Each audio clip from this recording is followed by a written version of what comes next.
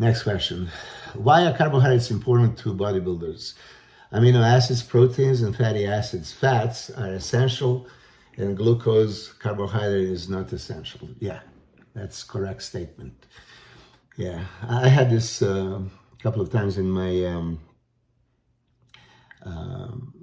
seminars and training camps, and because everybody knows that I'm big on carbohydrates and all these fat diets and keto diets, like, oh yeah, stay away from carbs, and then even those intra-workout supplementation, stay away from sugar, and it's like carbs are so evil. By the connotation of this question, it looks like, oh, carbs are not important. Why is it important? It's not important. Of course it's important.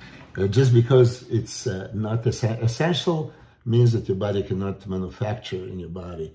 It doesn't mean that it's not important.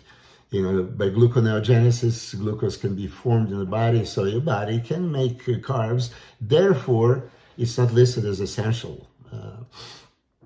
Amino acids, essential amino acids, essential fatty acids cannot be manufactured, and you have to take them in.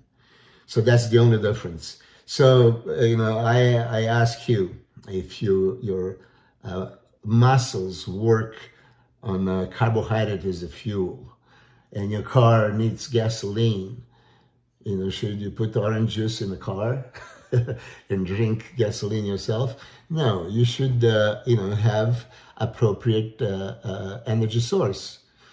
I talk about this keto diets. Yeah, it's great for fat burning. Actually, I'm just doing one Czechoslovakian client right now. I stopped just to make sure that I do this before I forget. And I'm putting him on a keto diet because really he needs to lose body fat fast. So keto diets are the best for fat loss, no question about it. But for bodybuilders, it's going to, of course, compromise your growth. There's no question about that. Your muscle needs carbohydrate for contraction. You don't have it, you're compromising. Your body makes it. Is this ever going to be enough? Obviously not. On keto diet, your glycogen is going to be gone within 3 days for sure. And after that, you're not eating carbs. Where are you getting that fuel from? It has to come from amino acids, which are your proteins that you're taking, or muscle.